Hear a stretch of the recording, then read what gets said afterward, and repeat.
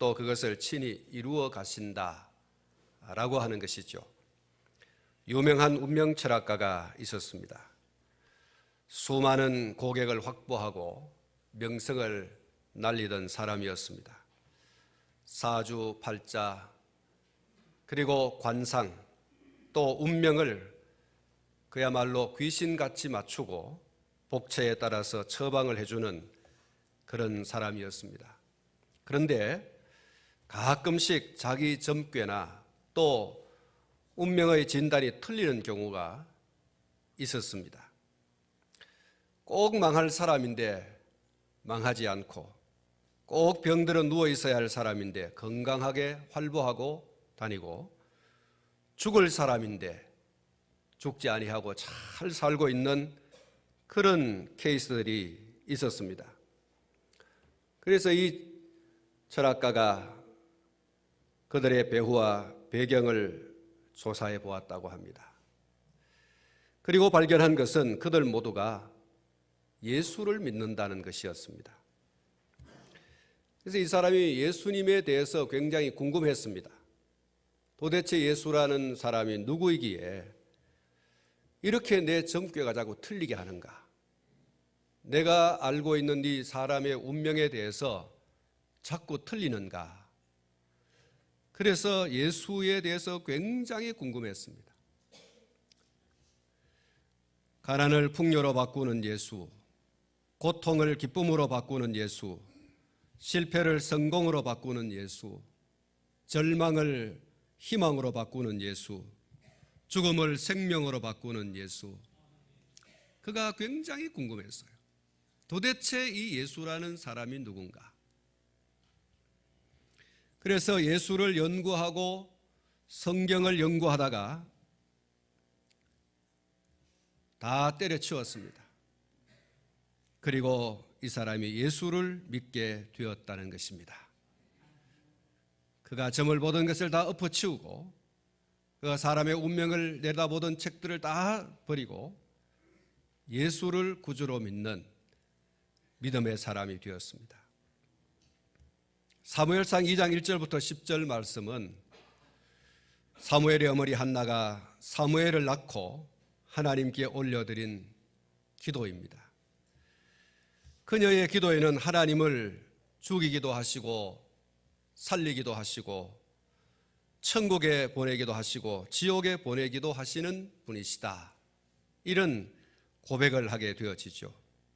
사무엘상 2장 6절 말씀 보면 그 말씀이 있습니다. 여호와는 죽이기도 하시고 살리기도 하시며 음부에 내리기도 하시고 올리기도 하시는도다. 할렐루야. 사람의 구원과 멸망 또 천당과 지옥이 누구에게 달려있다고 하는 고백입니까? 하나님께 달려있다라고 하는 그런 고백이지요. 누가복음 12장 5절 말씀을 보면은 마땅히 두려워할 자를 내가 너희에게 보이리니 곧 죽인 후에 또한 지옥에 던져 넣는 권세 있는 그를 두려워하라, 이렇게 말씀하고 있습니다. 썩어서 냄새나는 나사로를 살릴 사람은 아무도 없었습니다. 빌라도도 헤롯 대왕도 사내들인 공회도 제사장도 죽은 나사로를 살릴 수 없었습니다.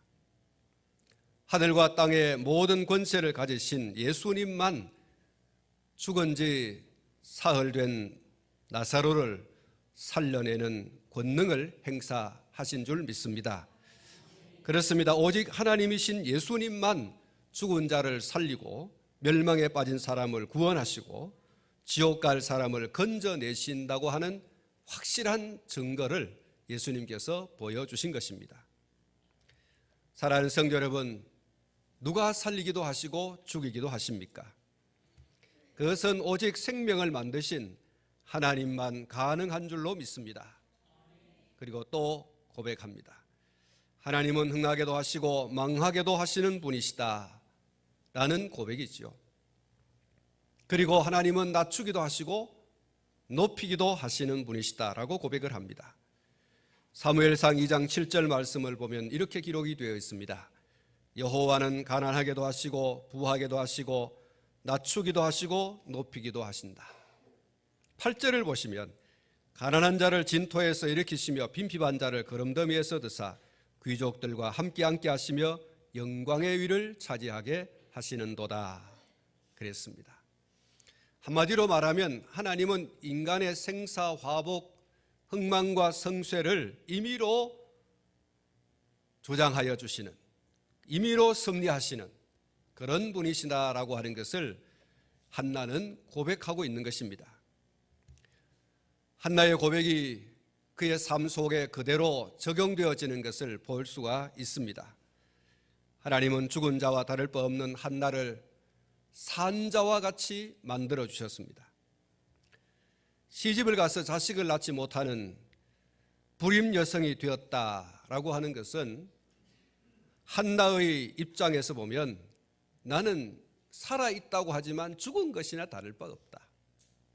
여인이 한 남자의 아내가 되어서 한 가정의 며느리로서 들어가면 그 가정의 대를 이어야 되는데 딸을 낳든 아들을 낳든 그 가정의 생명의 줄이 끊어지지 않도록 해야 되는데 불임 여성에 임신하지 못하고 자식을 낳지 못하는 그런 여인이 되어진 거죠.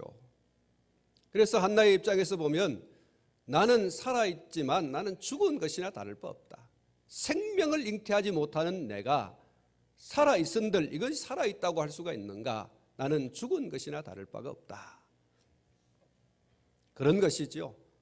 한나에게는 자식이 없이 사는 자신의 삶이 하루하루 그야말로 지옥 같은 삶이 아닐 수 없었습니다.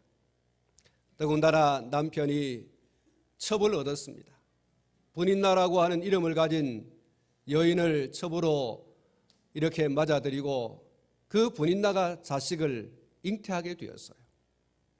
그리고 그 자식을 낳습니다. 그것을 지켜보는 한나의 입장에서는 그러지 않아도 지금 죽을 맛인데 남편이 첩을 얻어서 자식을 낳았어요. 그것을 지켜보는 자기의 입장은 정말 죽을 맛이라는 거죠. 아무리 남편이 내가 당신 자식 없어도 괜찮고 내가 당신에게 그것을 요구하지도 않을 뿐만 아니라 내가 있지 않느냐, 자식 없어도 나는 괜찮아, 이렇게 많이 위로하고 많이 격려했지만 한나의 귀에는 그것이 들어오질 않아요.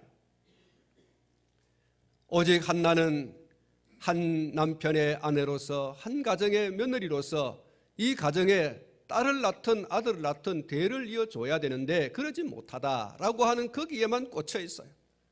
그래서 그는 늘 마음이 괴롭고 슬픔에 잠겨 있을 수밖에 없었던 겁니다. 그래서 한나는 세상에서 가장 기구한 운명을 타고난 여자는 이 세상에 나밖에 없을 것이다. 세상에 나같이 기구한 운명을 타고난 여인이 어디 있는가? 자기의 생을 한하고 자기 자신에 대해서 너무 그렇게 비하하는 수밖에 없는 그런 자기 입장이 있어요. 사랑하는 성도 여러분, 그런데 이 불임의 여성인 한나를 높여주신 분이 있습니다. 누가 이 불임 여성 한나를 위대한 종교 지도자요, 영적 지도자요, 정치 지도자요, 민족 지도자인 사무엘이라고 하는 사람의 어머니가 되게 하셨다는 거예요. 누가 이 한나로 하여금 이렇게 위대한 사람 사무엘의 어머니가 되게 하셨는가? 하나님께서 그렇게 하신 줄로 믿습니다. 한 인생이 성공하고 실패하는 것, 흥하고 피하는 것이 전적으로 하나님의 주권에 속해 있다라고 하는 것이 성경의 가르침이고 한나의 일생을 통하여 사무엘사를 통해서 우리에게 보여주는 하나님의 계시입니다. 정치인들이나 고위 관리들 그리고 재벌들 그리고 연예인들이 점쟁이나 운명 철학가들을 찾는 그런 예들이 많이 있다고 합니다. 그들이 자신들의 운명을 결정해주고 기륭과 성패를 예언해주고 막을 길도 가르쳐준다라고 하는 믿음이 있기 때문에 그렇게 가는 것이지 않겠습니까? 사랑하는 성도 여러분, 여러분은 어떻게 생각합니까? 또 어떻게 믿고 있습니까? 부적이 운명을 바꾼다고 생각하고 또 그렇게 믿고 있습니까? 그것이 애군을 막아준다고 생각하고 또 그렇게 믿고 있습니까? 혹 여러분 가운데는 그런 걸 혹시 지니고 있는 분이 없습니까? 여러분 집에 들어가면 집 문 그 인방에 혹시 알지도 못하는 그림을 그려놓은 그런 뻘건 그런 걸로 그려놓은 그런 그림을 혹시 붙여놓고 있지는 않습니까? 여러분, 그것이 애군을 막아주고 또 그것이 운명을 바꾸는 어떤 것이다, 이렇게 생각하고 이렇게 믿고 있지 않는가라고 하는 것이죠. 현대의학이나 또 정치적 배경이 행복하고 건강하게 해준다고 혹 생각하고 있지 않습니까?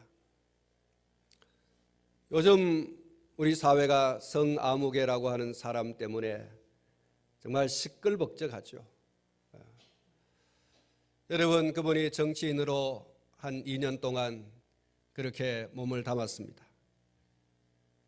또 그 이전에도 기업인으로서 그가 정치에 많은 줄을 대고 그렇게 기업을 경영했고 정치를 했습니다. 국가에서 사정의 바람이 불고 그가 타켓이 되었죠.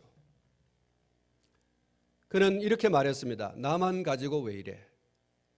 그러면서 그가 그동안에 맺어왔던 수많은 정치인들과 줄을 대기 시작했습니다.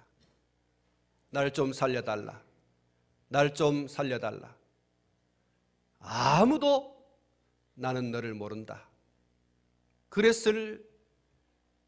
그랬었고, 그중에는 어떤 사람들은 좀 위로하고 또 뭐 이런 사람도 있습니다만은 나는 너를 모른다. 대부분의 사람들이 그렇게 말을 했습니다. 그래서 극단적인 선택을 할 수밖에 없었죠. 정치적 배경이 내 인생, 내 운명을 바꿀 수 있는가? 그렇지 않다는 거라고 하는 것을 우리에게 잘 보여주는 한 단면이라고 할 수가 있겠습니다. 사랑하는 성도 여러분, 점쟁이의 그 점괘나 점쟁이가 주는 어떤 부적이나 그런 것이 절대로 사람의 운명을 바꿀 수 없다. 현대의학이나 정치적 배경이 사람의 그 운명을 바꿀 수 있는 것인가? 그럴 수 없다. 우리가 지난 세월을 통해서 볼 때에, 지난 역사를 통해서 볼 때에 우리는 그렇게 결론을 얻을 수밖에 없습니다. 하나님만이 인생의 운명을 바꿀 수 있는 유일한 분이신 것을 믿습니다.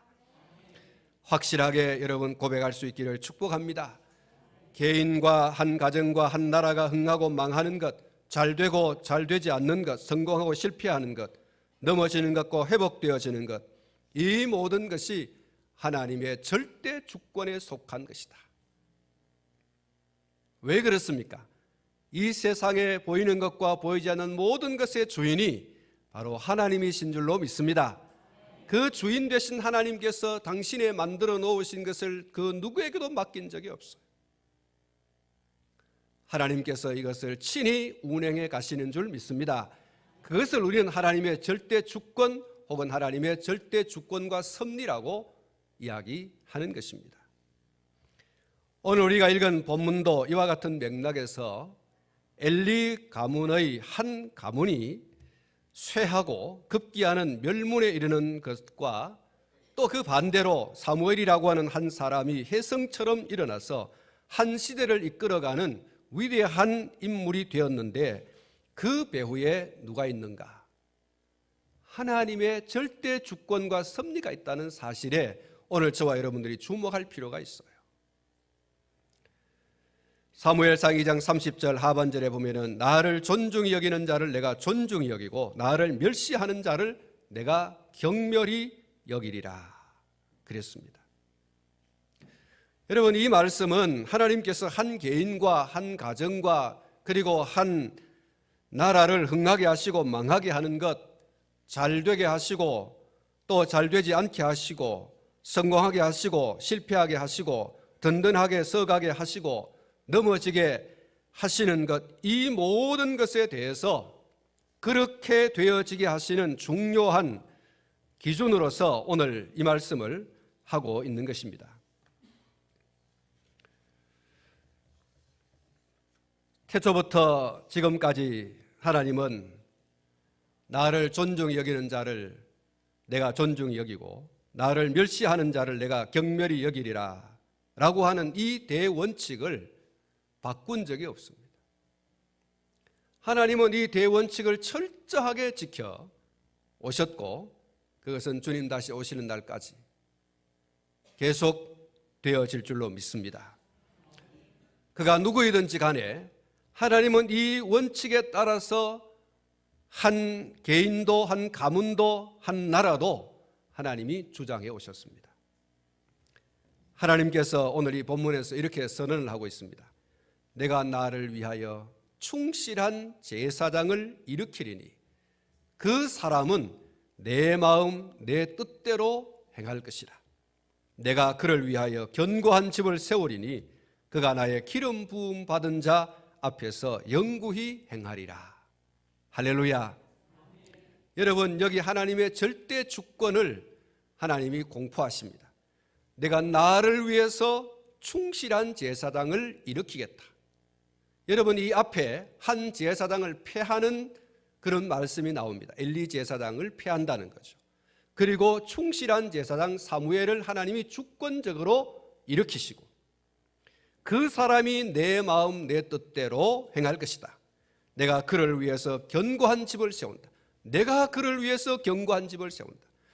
견고한 집이 되는 데 있어서 그 주권 행사를 하나님이 하시겠다는 거예요. 그가 나의 기름 부은 자 앞에서 영구히 행하리라. 하나님께서 그렇게 해주시겠다는 거죠. 사람이 자기 스스로 또 누군가의 다른 사람의 어떤 도움을 받아서 견고하게 집을 세우고 또 하나님의 기름 부은 자 앞에서 영구히 설 수 있는 것이 아니다. 하나님 당신의 주권으로 그 집을 견고하게 세우고 그 사람을 당신의 기름 부은 자 앞에서 영구히 설 수 있도록 해주시겠다. 하나님의 절대 주권과 섭리가 이 한 절 말씀 속에 그대로 남겨 있습니다. 그대로 새겨져 있어요. 한 사람이 제사장이 되는 것이 누구의 주권에 속했다고 말씀하고 있는가? 하나님의 절대 주권이라고 말하고 있어요. 할렐루야. 한번 따라 합시다. 하나님의 절대 주권. 그렇습니다. 내가 세우겠다는 거예요. 내가 폐하고 내가 세우겠다고 당신의 절대 주권을 하나님 당신이 선포하고 계시는 거예요. 여러분, 제사장이 되고 되지 않는 것은 하나님의 주권에 속했어요. 목사가 되고 안 되고는 하나님의 절대 주권에 속해 있어요. 장로가 되고 되지 않는 것은 하나님의 절대 주권에 속해 있습니다. 여러분, 집사가 되고 안 되고 권사가 되고 안 되고는 하나님의 절대 주권에 속한 것이지 사람에게 달려있지 않습니다. 물론 하나님께서 사람에게 그런 사람을 뽑아라고 초대교회를 이렇게 주님께서 말씀하시면서 사람들에게 그런 권리를 주셨지만 그 배후에 누가 결정을 하는가? 하나님이 하는 거죠. 제비는 사람이 뽑지만 그 사람을 뽑게 하시는 이는 하나님이십니다. 우리가 이런 하나님의 절대 주권을 전폭적으로 믿는 믿음 안에 거할 때에 여러분, 사람을 원망하지 않아요. 왜 사람들이 나를 알아주지 않느냐라고 하지 않습니다. 또 내가 안 되었다고 해서 원망할 일도 아니에요. 불평할 일도 아니고 하나님의 때를 잠잠히 기다리는 것이 바로 신앙인 줄로 믿습니다. 사랑하는 성도 여러분, 한 사람이 제사장이 되는 것이 하나님의 절대 주권에 속했다, 이렇게 말씀하시죠. 누구를 위해서 제사장을 세우는가? 하나님은 하나님 당신을 위해서 제사장을 세운다, 이렇게 말씀하시죠. 이렇게 하나님의 절대 주권적 섭리에 의해서 일으키심을 받은 사람은 어떻게 행하는 삶을 살아야 하는가를 오늘 이 본문에서 말씀하고 있는데, 자기를 일으켜 주신 하나님의 마음, 하나님의 뜻대로 행하는 삶을 살아야 한다. 하나님이 일으켜 주었으니, 하나님이 세워주셨으니 하나님의 마음을 읽고 하나님의 뜻을 찾아서 그 마음과 그 뜻을 이루어가는 삶을 살아가는 것이 하나님의 일으키심을 받은 사람의 사명이라는 거예요. 그렇게 살아라는 거예요. 그렇게 할 때 하나님이 축복을 약속하고 계시는데, 오늘 이 본문 말씀에 그를 위하여 견고한 집을 세우고 나의 기름 부음을 받은 자 앞에서 영구히 행하게 하신다. 할렐루야. 한번 따라하겠습니다. 그를 위하여 견고한 집을 세우고 나의 기름 부음을 받은 자 앞에서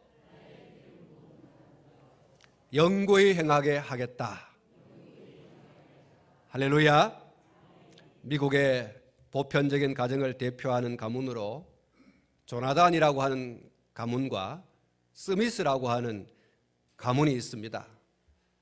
18세기 말 조나단과 스미스라고 하는 이 평범한 두 청년이 비슷한 시기에 결혼을 해서 가정을 이루었습니다.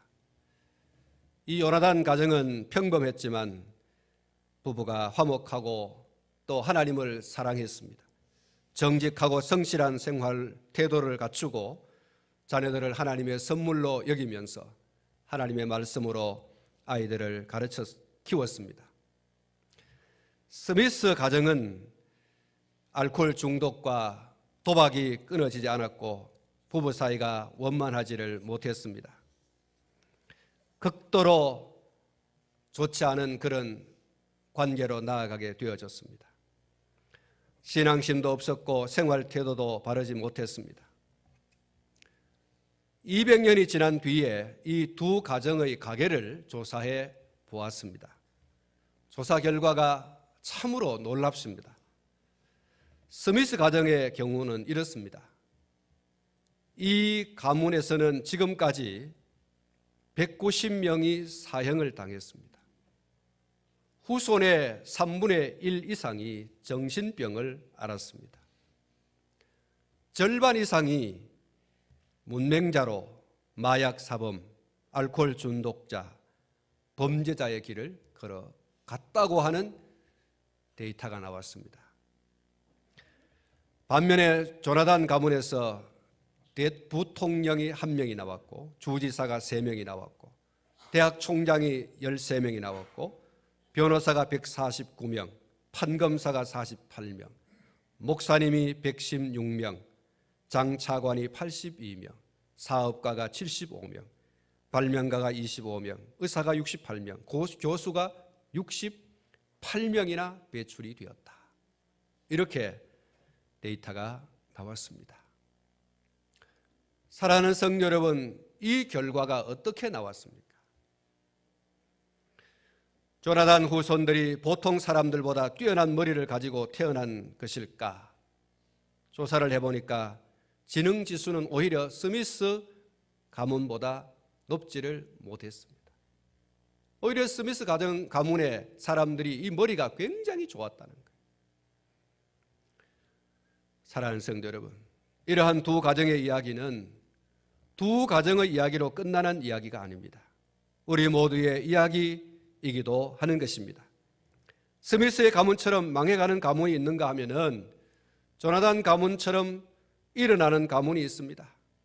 쓰러질 것 같은데도 쓰러지지 않고 무너질 것 같은데도 무너지지 아니하고 오히려 더 강하게, 오히려 더 흥하게 되어지는 이런 가문이 있더라는 것입니다. 엘리의 가문처럼 망해가는 가문이 있는가 하면은 사무엘처럼 일어서는 사람과 일어서는 가문이 있습니다. 여러분의 가정과 가문은 어떤 가정이 되기를 원하고 어떤 가문이 되어지기를 원하십니까? 여러분 모두의 가정과 가문은 하나님께서 일으켜 세워주시는 그런 가정과 가문이 되시기를 축복합니다. 그리고 하나님께서 하나님을 위해서 세우는 사람, 하나님의 마음과 뜻을 100% 순종하는 사람을 하나님께서 어떻게 한다고 했습니까? 나의 기름 부음을 받은 자 앞에서 영구히 행하게 하겠다. 나의 기름 부음을 받은 자 앞에서 영구히 행하게 하겠다. 여러분, 나의 기름 부음 받은 자가 누구를 가리킵니까? 여러분, 이거는 먼 훗날 하나님께서 우리의 구원을 위해서 보내시는 자 예수 그리스도를 가리키는 말씀인 줄로 믿습니다. 사랑하는 성도 여러분, 하나님께 쓰임받는 사람의 가장 큰 영광이 있다고 하면 하나님의 기름 부음 받은 자이신 예수님 앞에서 영원히 그를 섬기게 되는 것인 줄 믿습니다. 시편 51편 11절부터 12절 말씀 보면은 다윗의 정말 애절한 그런 애원의 기도가 소개되고 있습니다. 나를 주 앞에서 쫓아내지 마시며 주의 성령을 내게서 거두지 마소서. 주의 구원의 즐거움을 내게 회복시켜 주시고 자원하는 심령을 주사 나를 붙드소서. 나를 주 앞에서 쫓아내 주지 말라. 뭡니까? 나로 하여금 영원히 당신 앞에서 당신을 섬기게 해주세요. 다윗이 우리아의 아내 밧세바를 범하고 난 이후에 나단 선지자를 통해서 책망을 들었어요.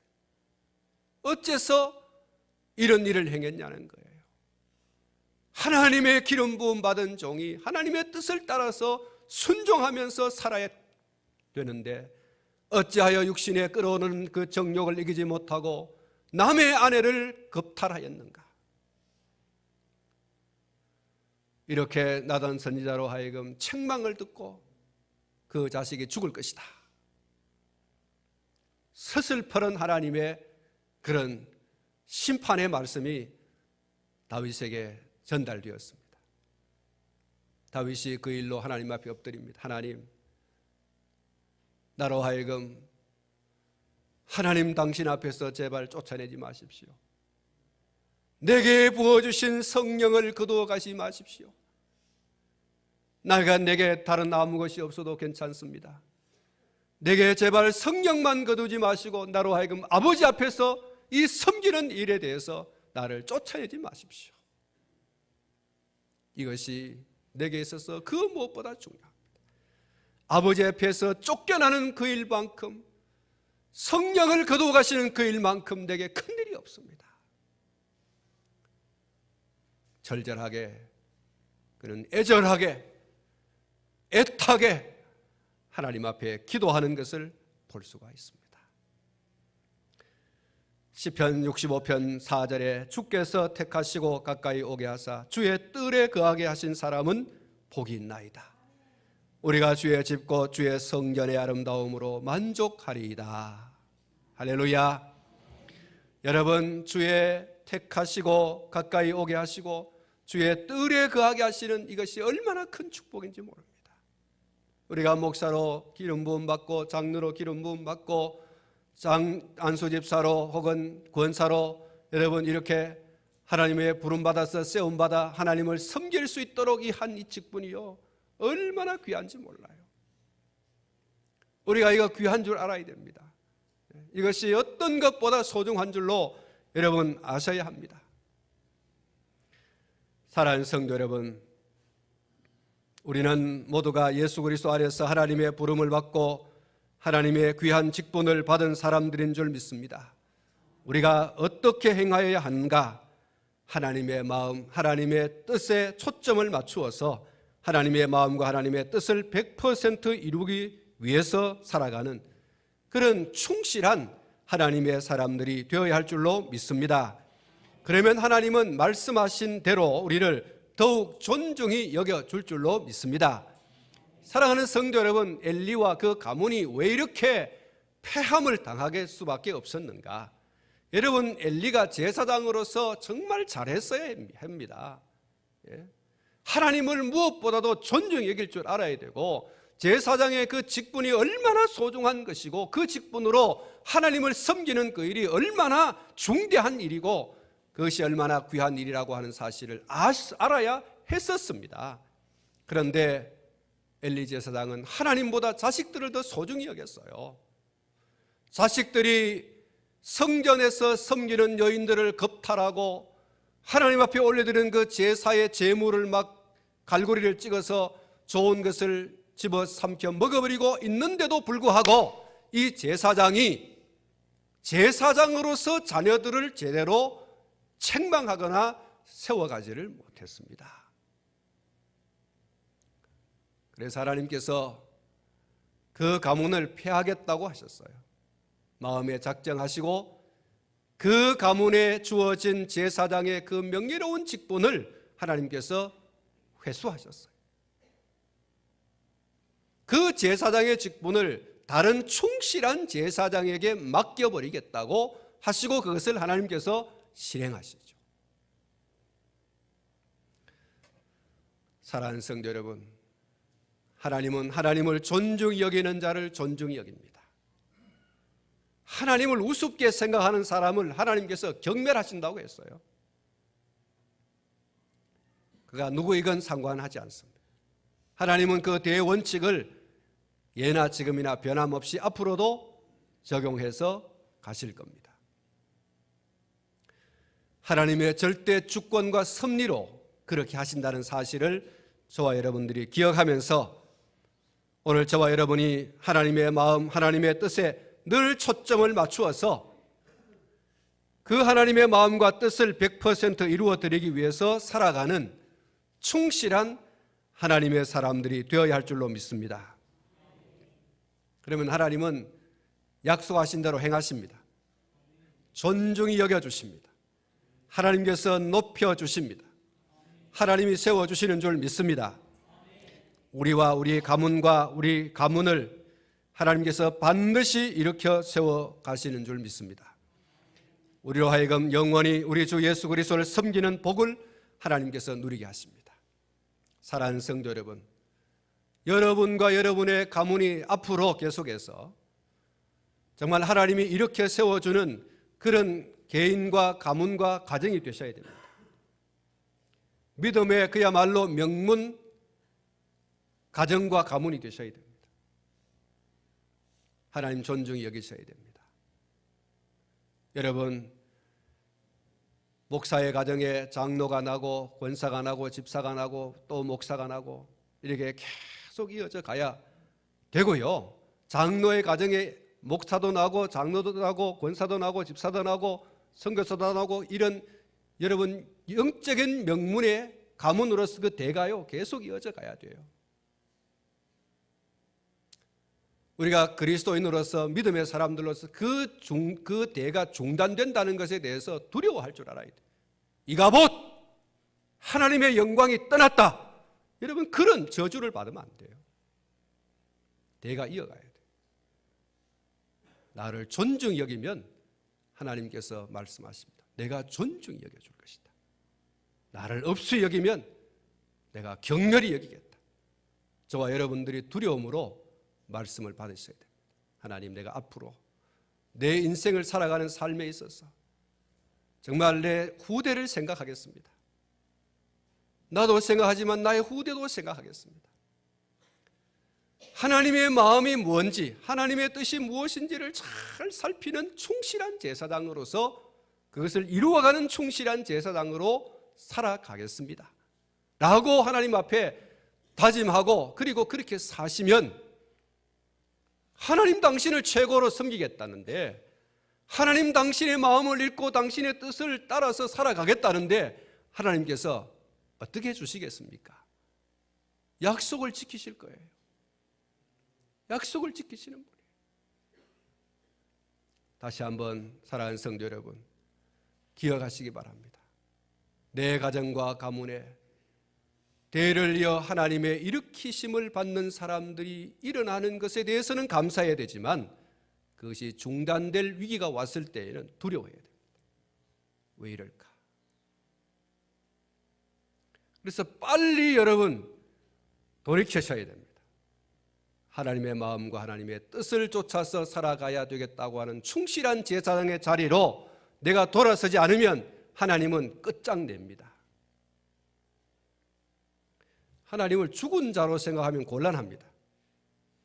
하나님은 지금도 살아계시고 역사하시는 이 우주를 당신의 주권으로 섭리하시며 운행하시는 하나님이신 줄 믿습니다.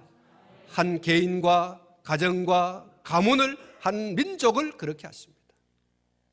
그 하나님 아버지 앞에서 아버지의 마음이 뭔지요, 아버지의 뜻이 무엇인지요, 그것을 내가 행하겠나이다. 하나님이 그런 충실한 하나님의 사람을 들어서 하나님의 귀한 그 거룩한 역사의 주인공으로 한 시대에 들었었다는 사실을 기억하고, 오늘 저도 여러분도 하나님이 일으켜 주시는 주인공이 되어야 할 줄로 믿습니다. 그렇게 되어지기를 축복합니다. 기도하겠습니다.